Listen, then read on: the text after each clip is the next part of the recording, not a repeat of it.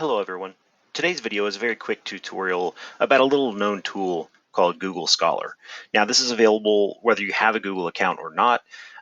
Obviously if you have a Google account or even a Google Apps for Education account, you can do more with it, but a free account can accomplish the same tasks.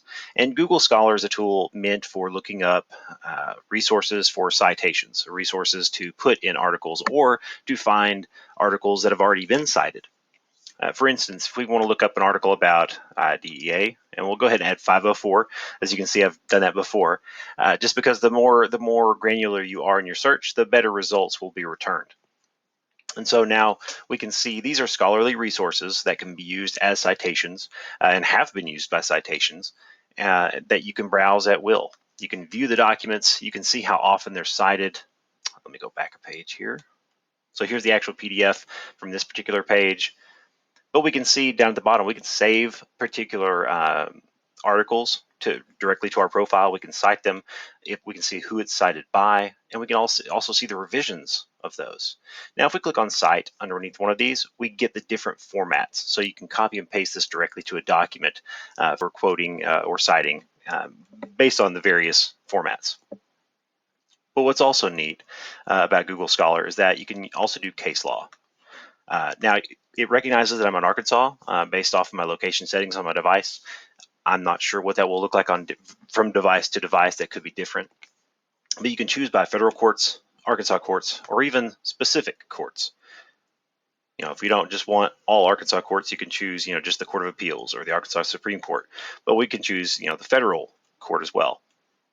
Let's go back here. Case law. Now I can also do IDEA 504. Now I can see cases that have referenced this or cited this. I'll just choose the very top result, Smith v. Robinson. But here's what's really neat too. So we can see this is the particular case where it was cited, but we can also see what other documents have cited this or this specific document. So we can see not just what, because we searched for IDEA 504, now we're at Smith v. Robinson. Now that we're in this particular document, we can see what has cited this document. So based on your search, it could lead you to one thing, which could lead you to another. And that way now you can sort things based off of that. So this is, again, Google Scholar.